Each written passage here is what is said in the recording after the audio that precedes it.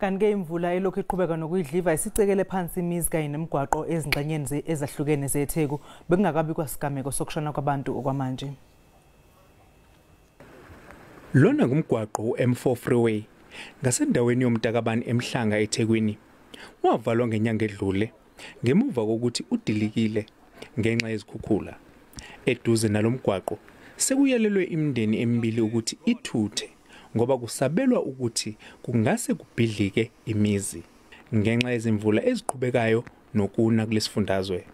Abanikazi bemizi bathi abakozanga nokuthatha izimpahla. The bank is collapsing. The sand is collapsing and it's going to put us in danger and our home in danger, and we have to leave until such time that they can try and fix it.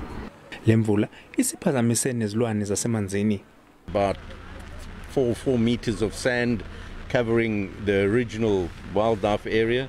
It's affecting the fish, the bird life, and we don't know when the end is. It's just the gabion that was put up has started falling apart itself. Amathimba ezihlekelele asejutshwe ukuthi aqaphe isimo.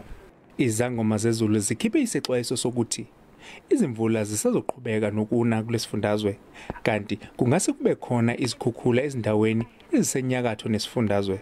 Londe Khatebe, SABC News, eThekwini.